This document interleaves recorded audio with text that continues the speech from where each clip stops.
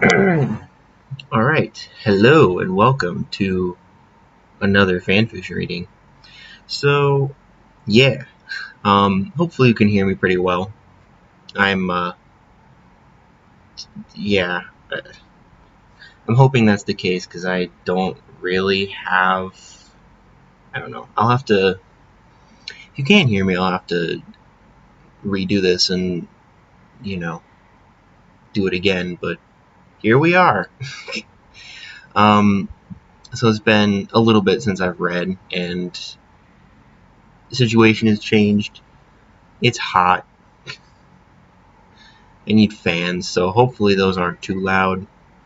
If they are, I might have to turn them off, which would suck, but also may need to happen. I don't know. Anyways, if there's no weird things going on in the background, don't even worry about it. So, we are here for Gruvia one-shots by smilingsky, which, yeah, it's been quite a while since I've actually read one for the channel, and I I like the fairy tale stuff a lot more than the Ruby stuff, which is the problem because people actually watch the Ruby stuff, which is weird, but whatever. I want to do fairy tale stuff, okay? I like reading them more. I'm just reading them like by myself, just randomly. I'm going to be reading probably a fairy tale one. The Ruby ones are just not as interesting to me. But anyways, we are here. So I don't know exactly how much of this we're going to read because there's all sorts of stuff going on in this story. Like, we're not reading the second chapter. Other than that, we should be able to read everything else. I don't really got anything. We'll see what we read. Yeah, I don't exactly know. So, selfish Juvia. We'll see. All right. Some people have called Juvia crazy, a stalker, a desperate woman. Lots of name-calling, including the word wanton was used.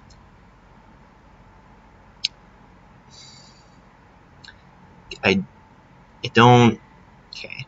For a good few years, maybe around 5 years, not counting the 7-year gap. It's probably the reason why Juvia is now sitting at the bar, watching Graysum on a date with his new girlfriend, Rose. They've been going out for a week, 4 days, 50 minutes, and 31 seconds. The same amount of time I fell apart. Rose, she's not a mage, and she's everything Juvia isn't. Unlike my long, wavy azure hair, hers is short, straight, and red, a darker shade than Urza's. Unlike my cat-like blue eyes, like Lucy had told me before, Rose has softer, puppy-like brown eyes. Unlike my ugly body, hers is the perfect hourglass. Lucy told me Lucy told me that was nonsense, but I think I know better. I'm aware that my hips are too wide. Maybe my chest is too big as well. And unlike my usual long-sleeved dress or dresses that reached up past the knees, she wore white shorts and crop tops. Even though she showed more skin than I do, the tops are normally long enough to cover her stomach unless she lifts her arms. And sandals, too, a complete difference compared to my long brown boots. Of course, my hats. I love hats, and Rose doesn't. Not even the new beanies I tried out that Lucy and Levy said were cute.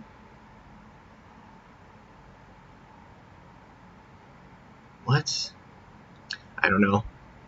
But Juvia changed. Yes, long dresses that reach the ground.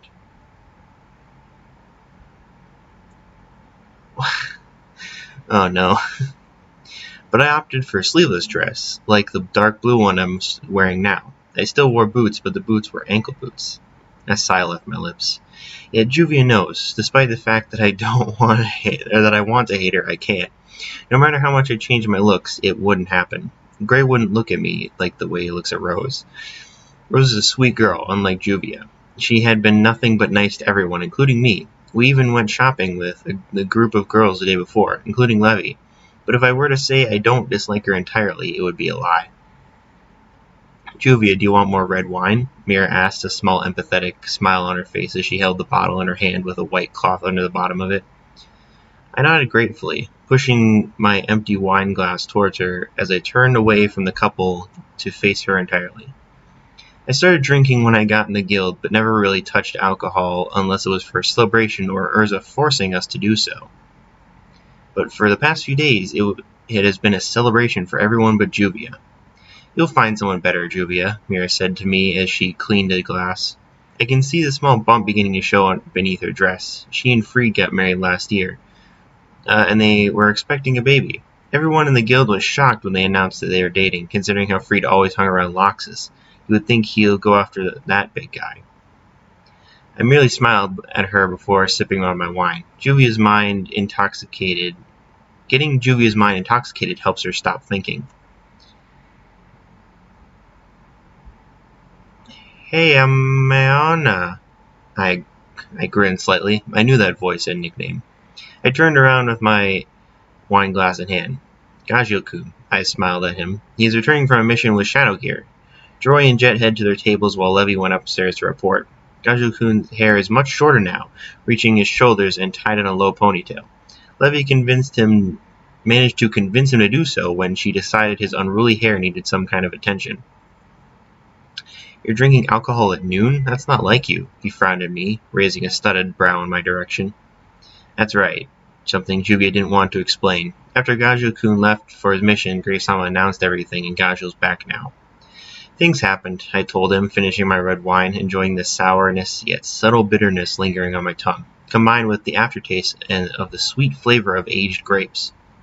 Gajil frowned at me, about to ask more when Natsu came over to pick a fight with him. Yo, Iron Face, wanna go? Oh, don't regret when I beat your ass, Flame Breath. I chuckled slightly at the childish insults they used, Iron Face and Flame Breath, exchanging punches until Urza slammed their heads against each other.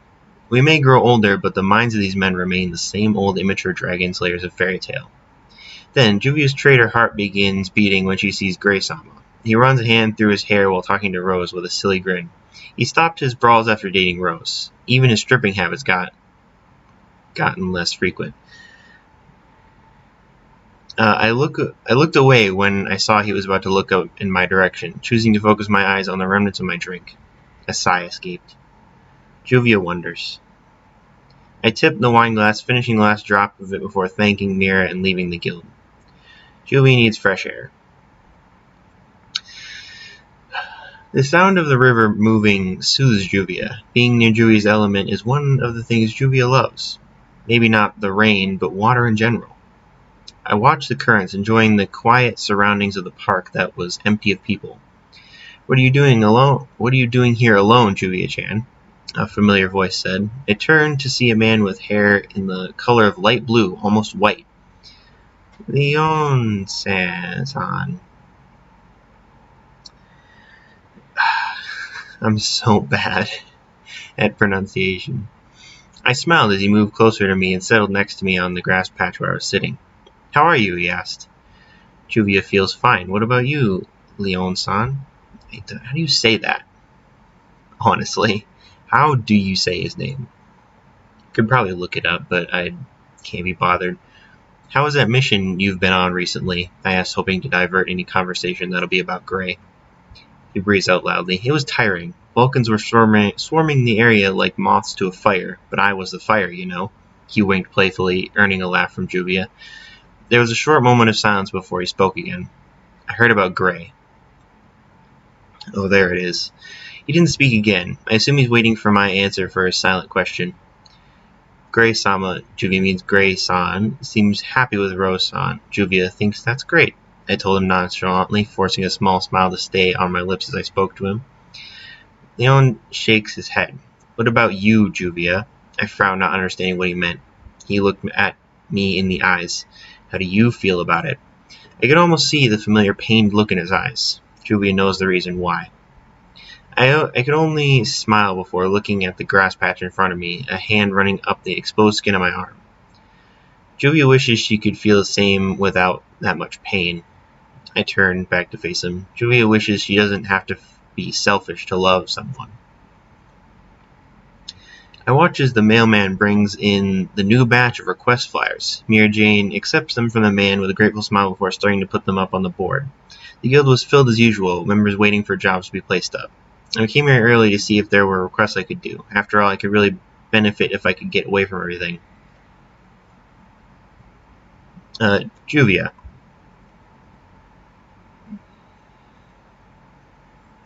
I turn around and see Gaju approaching me from the table where Levi, Lucy, and Natsu were. The two girls caught my eyes and both sent smiles in my way. I returned the gesture and faced Gaju, ignoring the fact that I've noticed that Gray wasn't here yet. Hi, Gaju-kun. I heard, he rubbed his neck, hesitating to say whatever he was going to. Well, he didn't have to. Gruvia knows. How could Gruvia not know? I've been thrown the same questions for the past week. It's always been the same topic. The first thing people say when they see me. The girl who pined crazily over Gray nowadays. My brain. Juvia's fine, Gaju-kun. I suppose Levi-san told you to ask me that. You two must have been alone together for the whole yesterday after you came back. I grinned, wiggling my eyebrows at the mention of his girlfriend. He rolled his eyes and nodded, but I could see the corners of his lips lifting slightly. Whatever. She told me to go on a mission with you and all that girly stuff. He grunted and went to find a job request, mumbling something under his breath. I chuckled.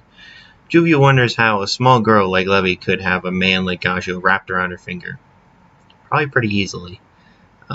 Before Gaju could choose a mission, Master Makarov came down the stairs, gaining attention from the guild members. Can I have Team Natsu?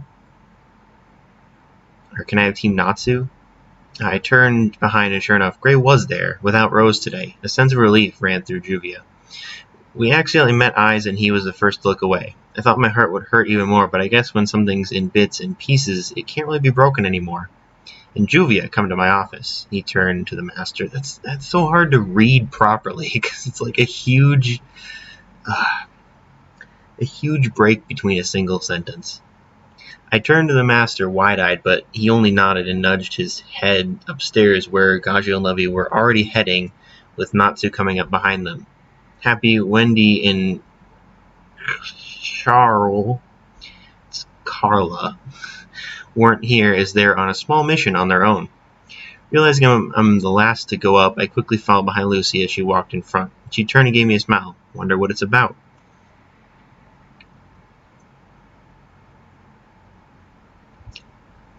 I nodded in agreement, fixing the blue beret I was wearing with my strapless navy blue dress. We were the last two to get in the office. I closed the door behind us before standing next to Gaju at the side. There's a mission I need you kids to do. Makarov begins without hesitation, a grim look on his face. Loxus and Raijinshu is on another mission, so I have no choice but to gather you kids. What is it, Gramps? Natsu asked. Whatever it is, we're ready for it. He grinned, earning a nudge from Lucy. Tell us, Master, what is this mission? Urza spoke.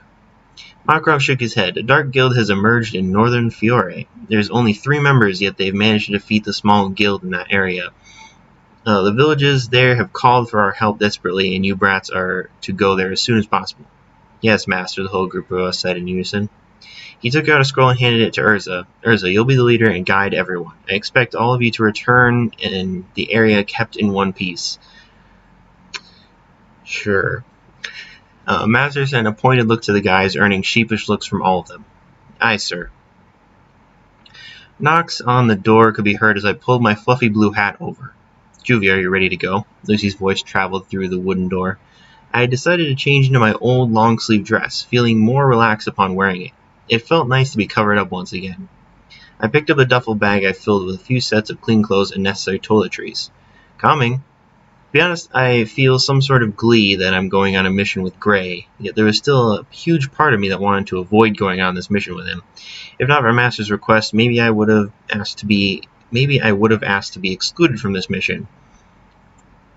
Gaju and Levi were already there while Natsu was already feeling sick with Happy flying above his head with a huge smile on his face. Gray was sitting shirtless next to them, not looking up when we got there. Is everyone here? Urza asked, turning to do a quick head count. Lucy nodded. Yep, let's get going. The train ride was quiet other than Natsu and Gajo's painful groans of motion sickness. I couldn't sleep as I hadn't been able to easily for the past week. I left my seat to go to the washroom when I noticed someone was walking behind me. My eyes widened. Gray-sama. I shook my head slightly. Great-san. He stared at me blankly. Where are you going? It's late. Urza wouldn't be happy if she found one of the team missing. I was about to answer when I stumbled and lost my footing when the train jerked slightly from turning. I braced myself for the impact from falling, but it never came when I felt two strong arms holding on to me. Looking up, I saw those dark eyes I yearned to see up close in the past, but instead of enjoying the moment, I pulled away. It was like Gray was fire that would hurt Juvia. Thank you, I mumbled, turning to leave, but then he stopped me. We should talk, he stuttered, but still serious. If it's about you dating Rose-san, Juvia thinks she's a really nice girl, and Gray-san really seems to be happy with her. I rambled, holding onto the wall for support. Juvia needs the washroom. Gray-san should head back to his seat. Let Urza know if she awakens. Or just let Urza know if she awakens. I said quickly and disappeared into the next carriage, leaning against the door after closing it. Juvia doesn't think going on a mission with Gray is such a good idea anymore.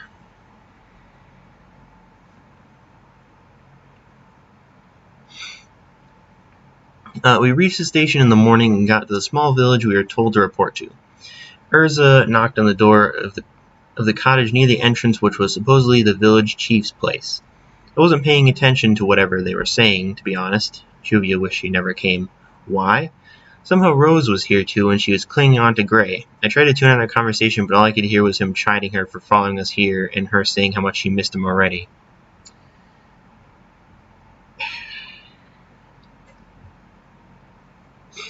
This is already not going to go well. I can tell you that much. Alright. Alright, we'll split into groups. Gajo, Gray, Levy, and Juvia. You guys will go up to the mountains while the rest of us head to the other side. Urza announced. Is it just me, or is everyone bent on having us in a group together to torture Juvia? Come on, Shorty, I heard Gajo call Levy, who gave me an empathetic look. I offered her a smile instead. It's what Juvia can only do nowadays, offer fake smiles to tell them she's okay. Juvia's fine. Juvia's okay. Juvia's everything people want her to feel. But it's not what Juvia truly feels inside. Juvia wants to be selfish and keep her true feelings to herself. She was selfish when she poured all her feelings to everyone. I chuckled bitterly in my head. When is Juvia ever selfless? Are you even listening, Matt? What does that even... Like, where did that come from, first off?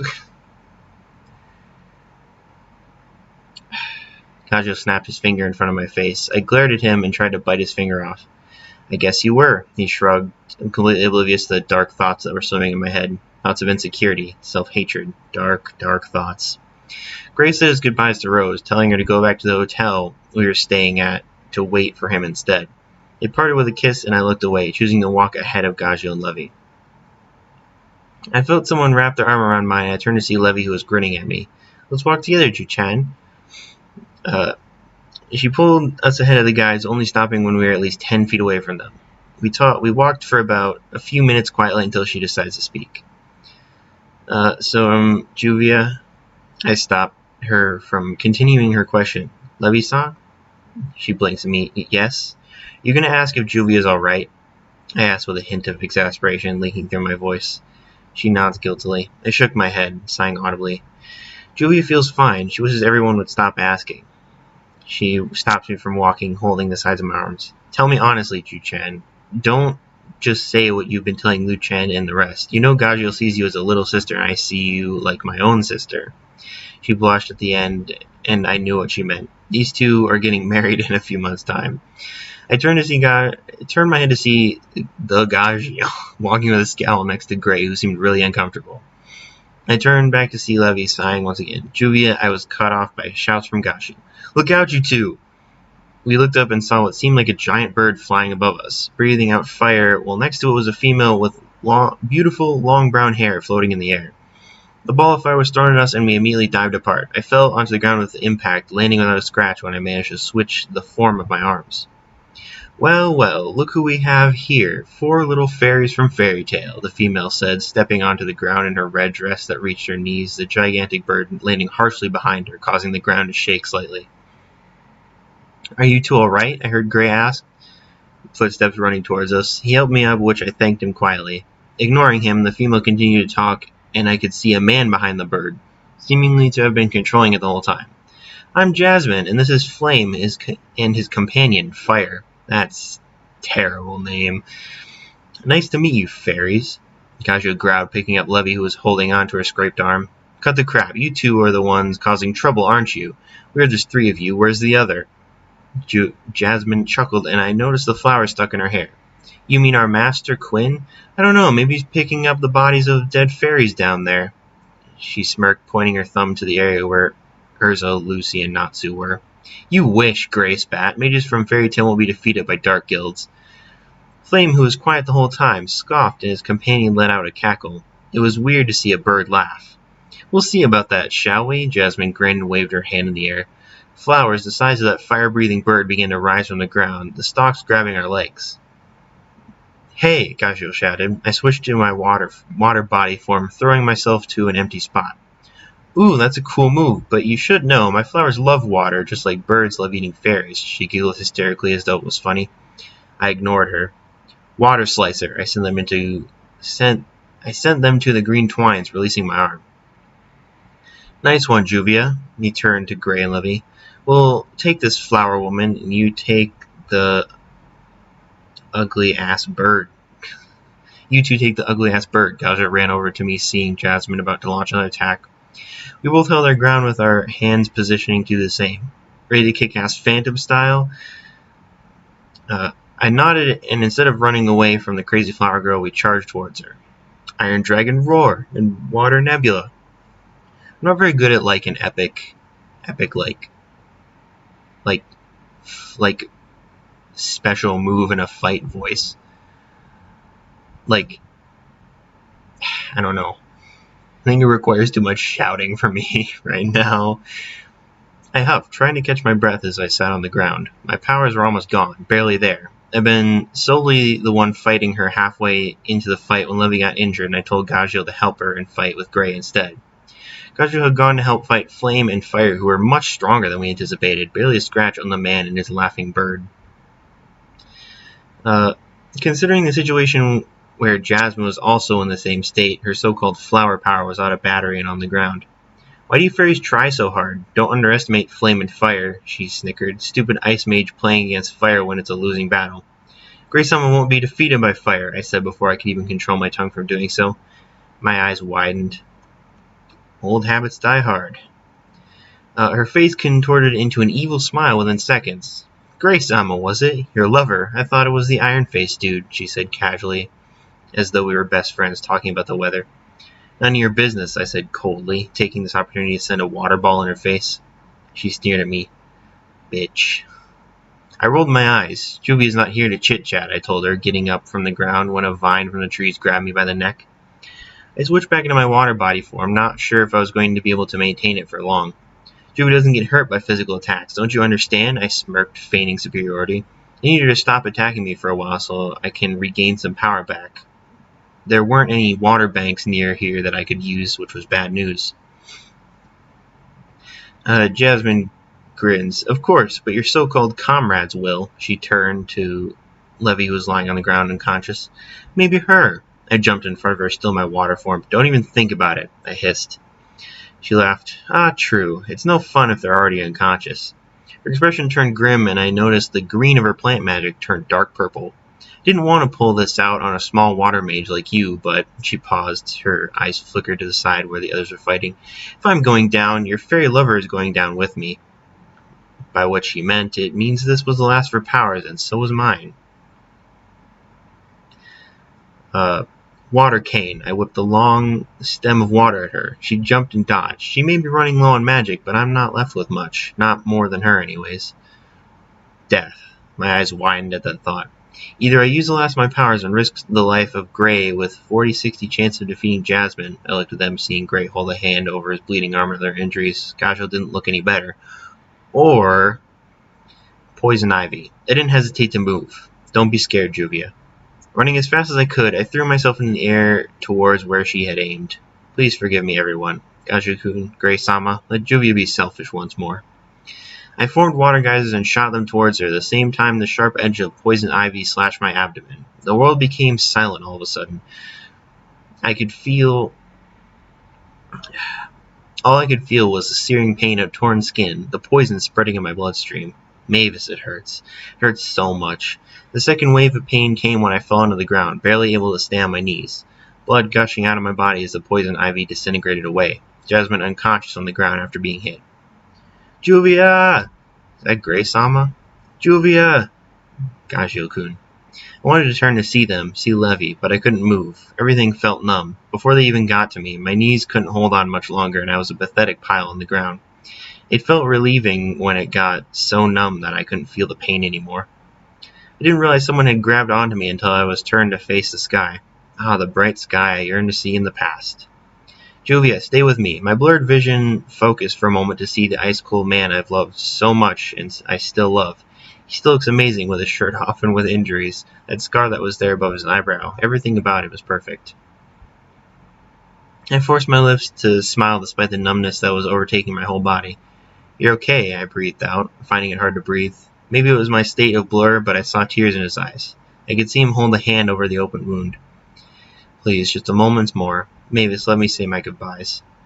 We'll take her back. Put her on my back, Gajiel turned, and Gray helped put me on Gajiel's back. Don't die on me, Rain Woman, he warned, but I could hear his voice shaking. Gaiju-kun, Juvia, something choked up the back of my throat. I tasted something metallic before the red liquid that poured out of my abdomen came out of my mouth onto Gajiel's shoulder. Don't speak, dumbass. We'll get help. Juvia really appreciates you being her best friend. I heaved slightly, but my voice getting raspier by the second. He tried to move a step forward, but I stopped him. Don't move. What's wrong? What's wrong? Gaiju, you have to get help. Gray rushed him. No, put Juvia down, I said in a raspy voice. My eyelids were getting heavy. You crazy? Gaiju shouted in frustration. Levi-san, Juvia won't leave, was all I could manage. He didn't say anything. I looked at Gray. Gray-sama. I wanted to speak louder, but I couldn't. I forced my eyes to look at him. Stripper, she wants to talk to you. Gajiel said. I was close enough to hear the tremble in his voice. The Iron Dragon Slayer was crying. If I wasn't on my way to death, I would laugh at him and then cry along with him. Gray came closer, worry on his eyes. Come on, Juvia, we have to go and seek help. Just hold on. Juvia really loves you. I tried to smile, but knew I couldn't. I paused for air, vision beginning to blur. I love you. My confession came out as a whisper, but I hoped he heard it because the next thing I knew, the world had gone black. Oh boy.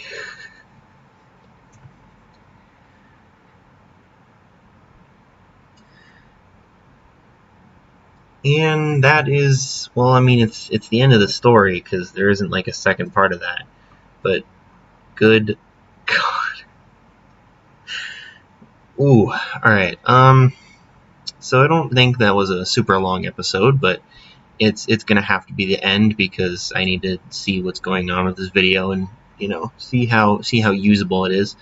Next time we'll come back and we will do attention from the same section and we'll continue going on. We may be going back and forth here because of the whole, like, there's like this two-parter and yeah, stuff is all over the place, but we're gonna keep going. So support the people who need it the most. It's right here.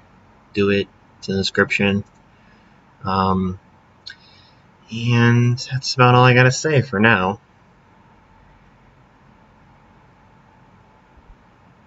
I got nothing, I guess.